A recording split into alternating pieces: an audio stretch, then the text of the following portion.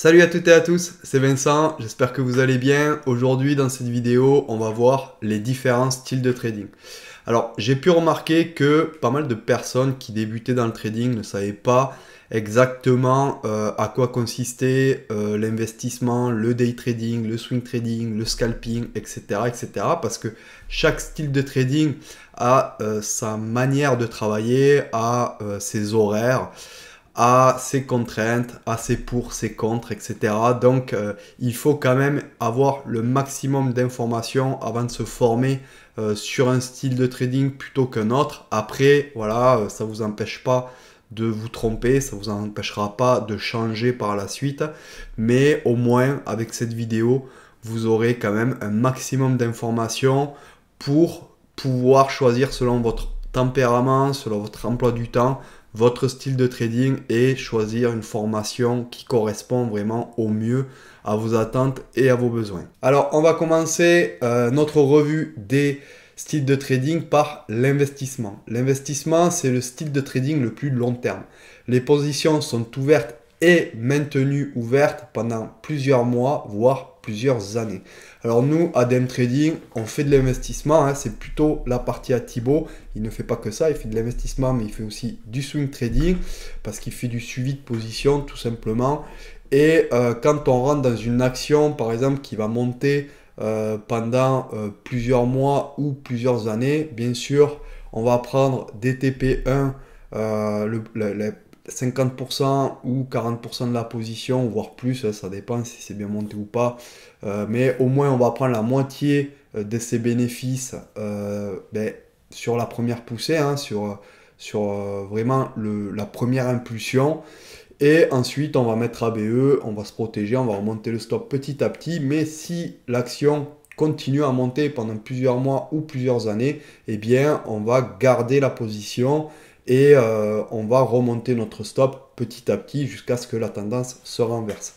Alors au niveau des plus et des moins, hein, il y a le risque qui est relativement faible. Ça ne veut pas dire qu'il n'y a pas de risque, ça ne veut pas dire que vous allez faire tout le temps des gains, voilà, vous allez faire aussi des pertes, on ne peut pas faire que gagner en trading, mais le risque-reward va être très élevé.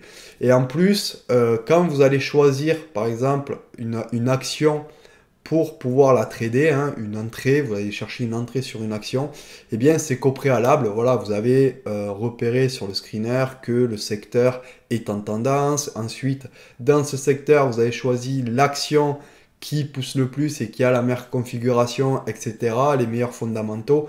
Donc ça filtre drastiquement toutes les actions qui vont pas être jugées bonnes à prendre, et vous allez prendre vraiment la crème de la crème pour pouvoir prendre position et pour pouvoir entrer. Donc vous allez faire une analyse qui est vraiment solide, donc le risque diminue forcément. Ensuite, au niveau du rendement potentiel, eh bien il est un peu moins élevé que sur du swing trading ou sur de l'intraday ou du scalping.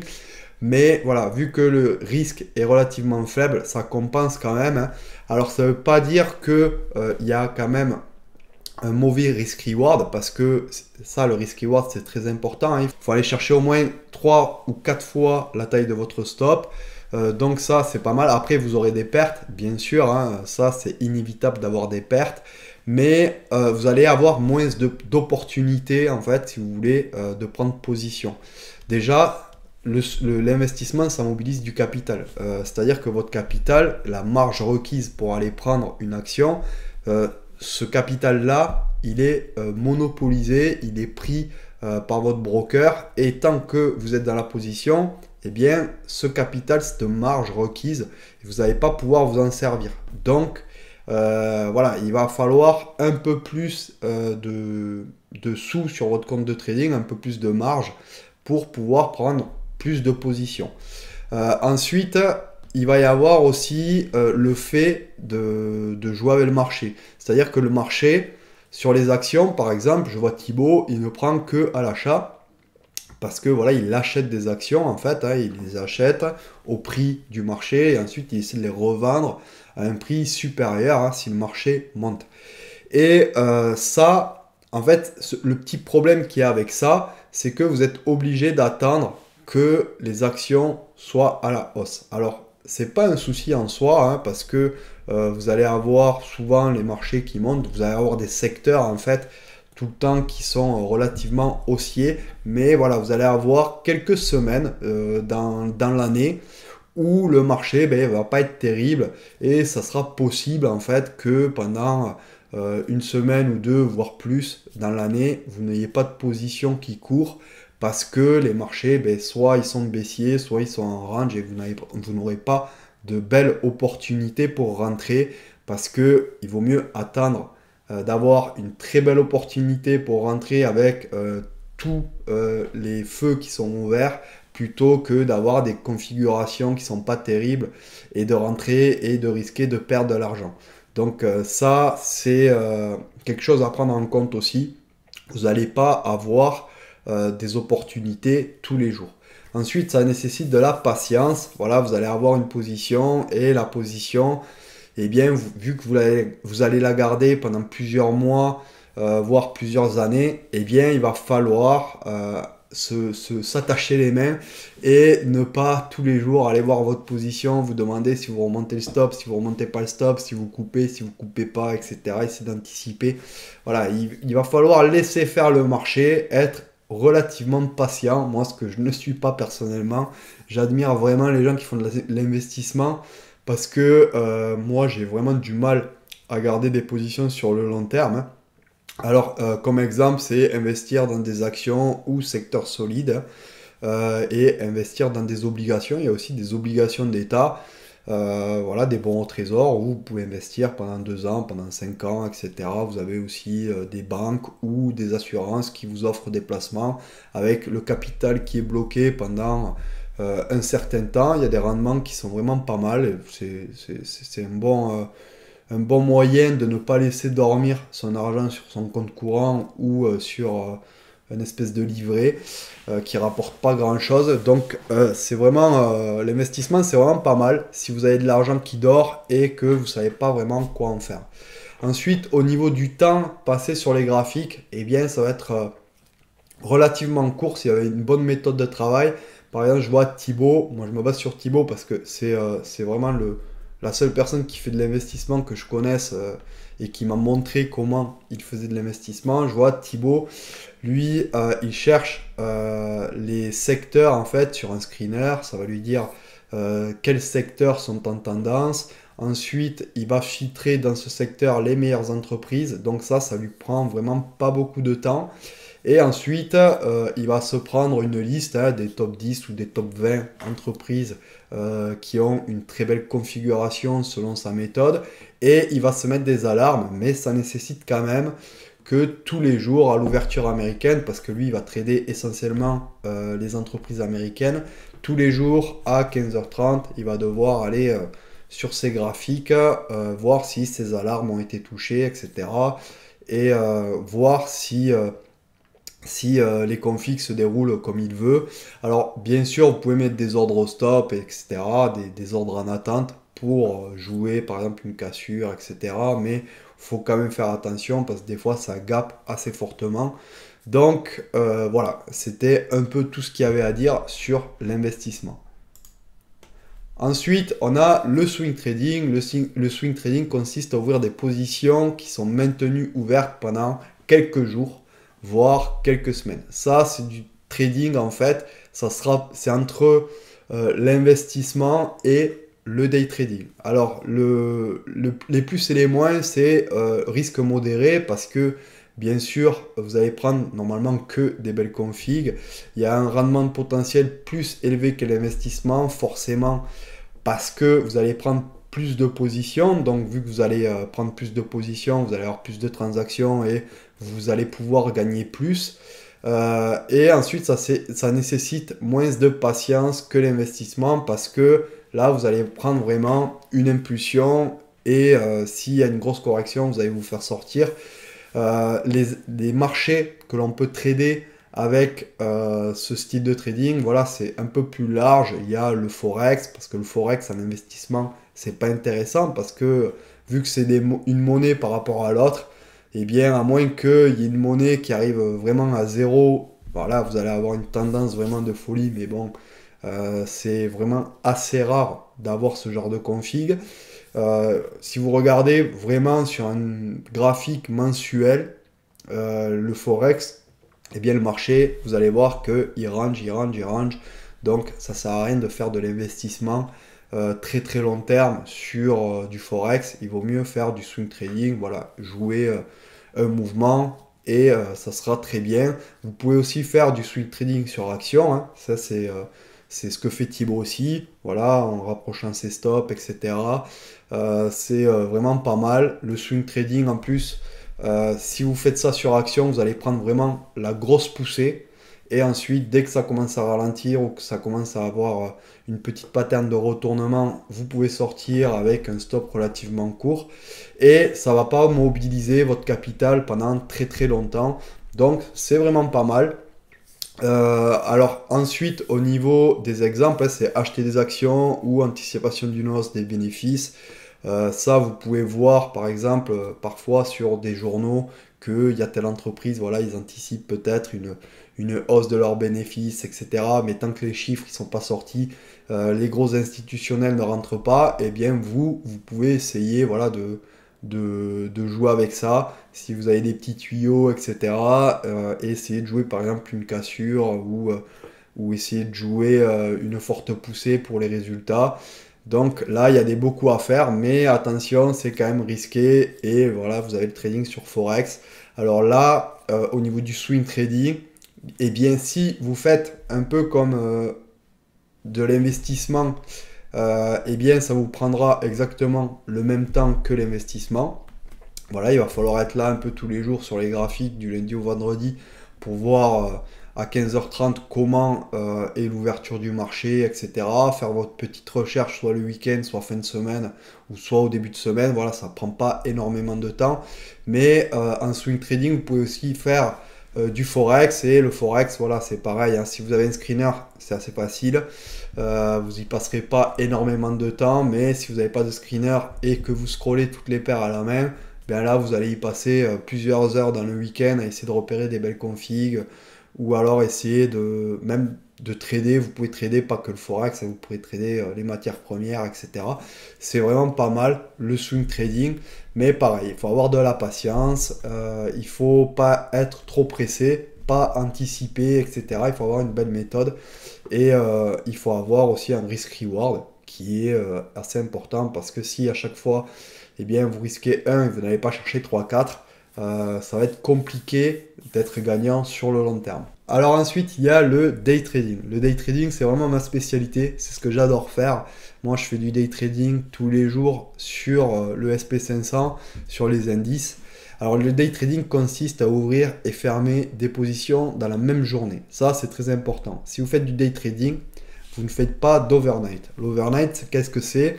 L'overnight, c'est tout simplement quand le marché ferme et ensuite qui rouvre en session asiatique.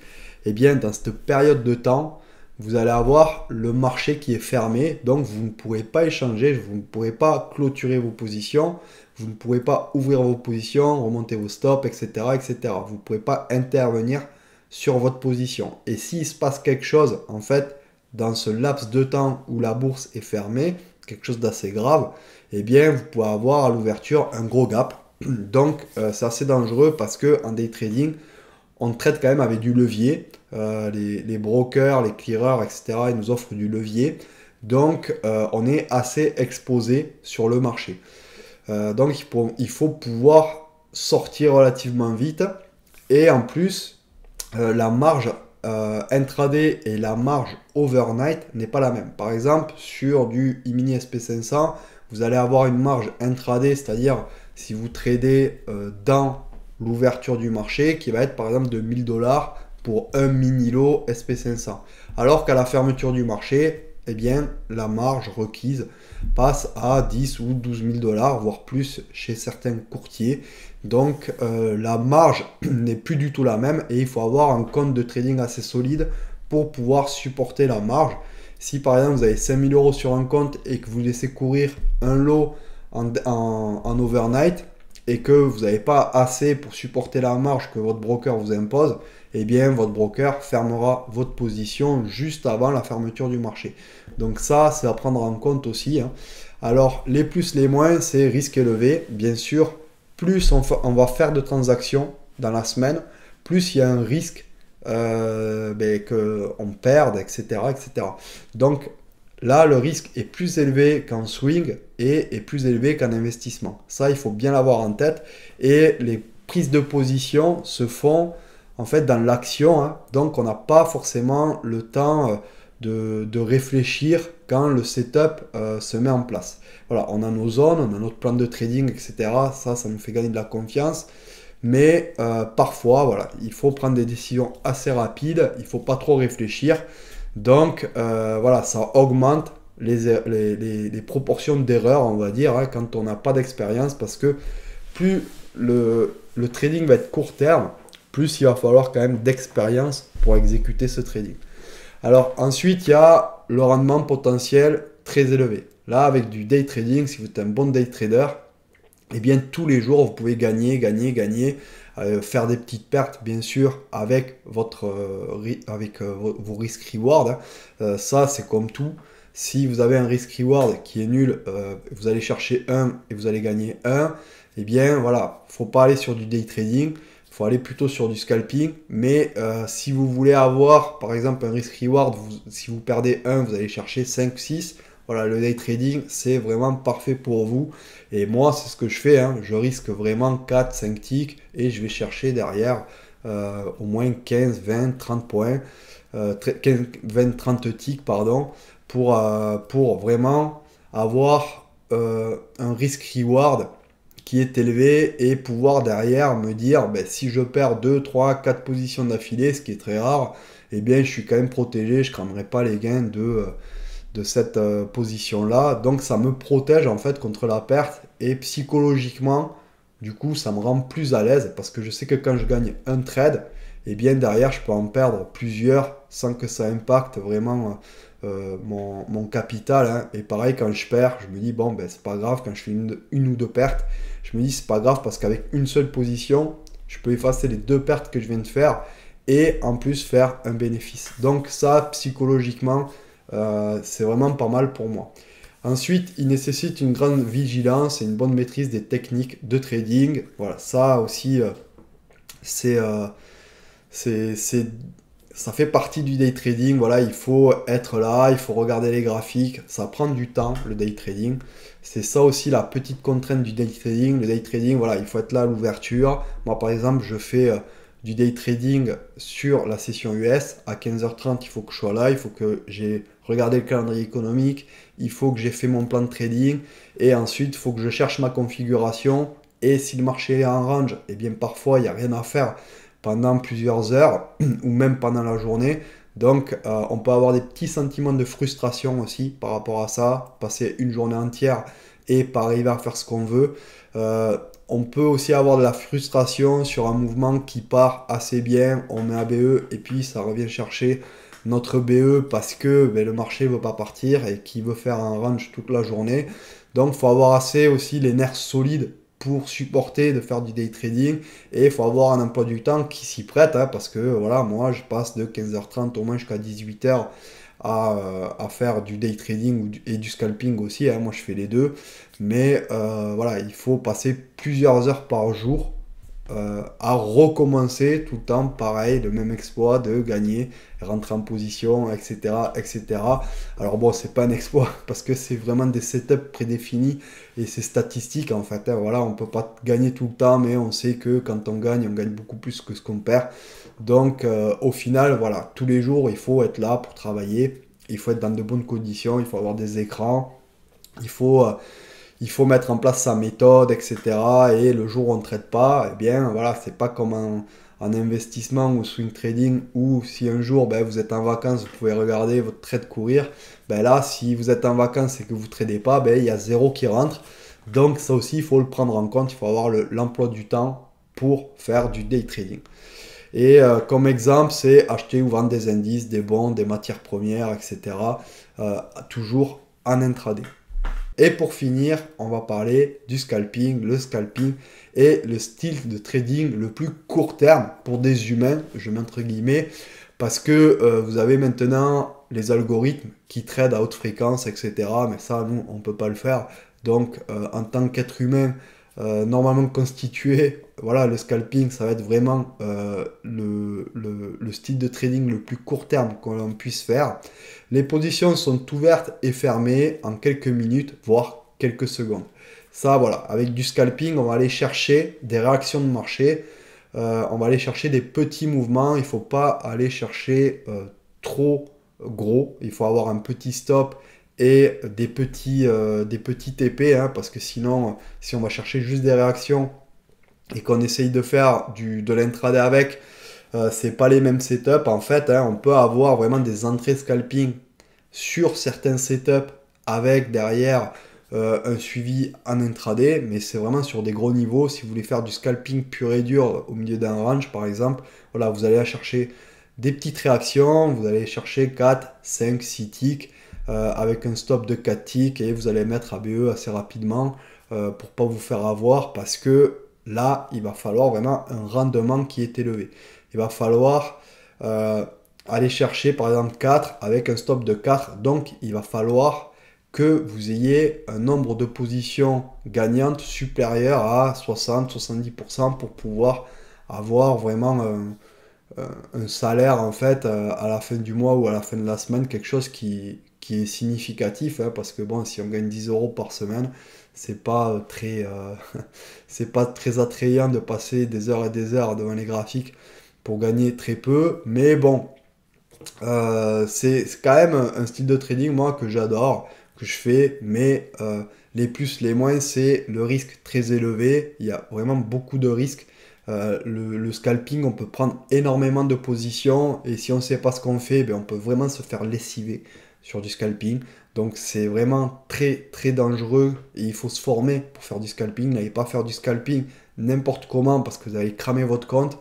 Ensuite, le rendement potentiel le plus élevé, bon ça, c'est vrai que si on fait après un suivi intraday comme je fais moi, on peut avoir un rendement potentiel très très élevé par rapport au stop, mais ce ne sont pas tous les setups qui sont comme ça. Il y a des setups, il faut vraiment aller chercher 4-5 ticks, et voilà, c'est juste des réactions de marché. Après, il y a des setups où on peut essayer de rentrer scalping et laisser courir parce qu'il y a la place, parce qu'on a cassé des plus hauts, etc. C'est vraiment selon les configs. Ensuite, nécessite une grande vigilance et une maîtrise parfaite des techniques de trading. Ça, je le répéterai jamais assez. C'est pour ça que moi, à tous mes étudiants, je leur dis, écoutez, commencez par de l'intraday et ensuite vous irez sur du scalping quand vous connaîtrez bien votre marché, quand vous connaîtrez bien les réactions du marché, etc. Mais il faut surtout pas faire du scalping dès le départ. Le scalping, ça demande de l'expérience. C'est vraiment difficile de faire du scalping. Ceux qui vous disent que vous pouvez faire du scalping et devenir rentable rapidement, c'est pas vrai. Ou alors sur le long terme, voilà, si vous voulez une méthode qui est pérenne et arriver jusqu'à la retraite avec cette méthode de scalping, eh bien voilà, il va falloir vous former et il va falloir passer des heures et des heures sur les graphiques pour pouvoir arriver à avoir un trading qui est sain, avec des setups qui sont sains et quelque chose qui est pérenne.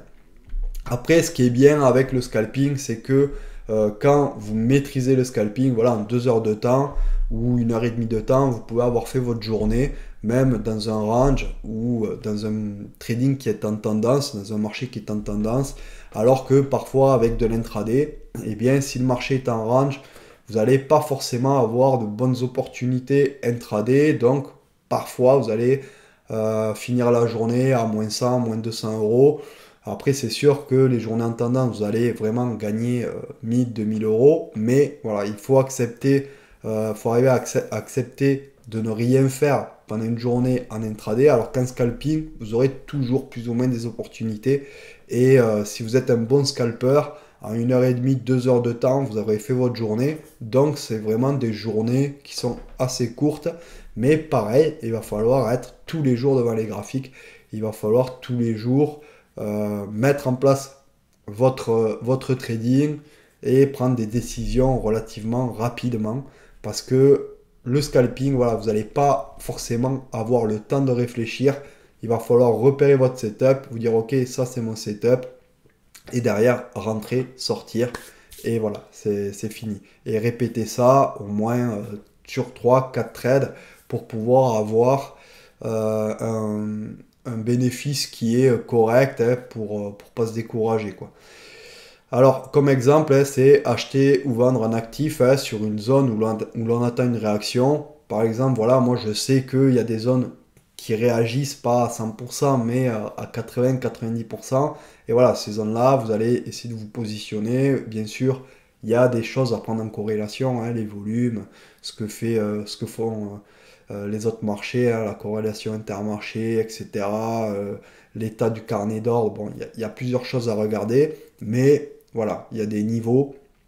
On sait qu'il va y avoir réaction et qu'on peut aller chercher 4-5 ticks assez facilement. Donc voilà, on va attendre soit des réactions ou par exemple aussi prendre un front run sur le carnet d'ordre, hein, quand on a sur un carnet d'ordre eh bien un gros niveau et que on va le chercher, ben, on sait que ça peut rebondir. Il y a un stop relativement court, donc on va aller le chercher et on va essayer de la prendre, cette position, parce que parfois ils ne les donnent pas toutes, hein. Donc voilà, c'est un peu comme ça que fonctionne aussi le scalping, hein. Le scalping, il va falloir prendre plusieurs fois des positions sans trop réfléchir, on va dire, hein. Donc il faut avoir de l'expérience, il faut connaître parfaitement ses setups, etc., etc. Voilà, cette vidéo est terminée, j'espère qu'elle vous a plu. Si vous avez des questions, n'hésitez pas à les poser sous la vidéo. Je vous invite aussi à vous abonner. J'ai vu qu'il y avait pas mal de personnes qui regardaient mes vidéos et qui n'étaient pas abonnés. Donc n'hésitez pas, abonnez-vous, activez la cloche, mettez des pouces, partagez. Visitez aussi notre site internet. On a pas mal d'articles. En ce moment, on renouvelle pas mal les articles qui sont sur le site internet. Il y a énormément de valeur. Inscrivez-vous aussi à notre newsletter. Dans la newsletter, on partage souvent des bonnes informations, des petits tips, etc. C'est vraiment pas mal, on se donne pas mal pour la communauté. Et on se retrouve dans la prochaine vidéo. Allez, à plus, ciao!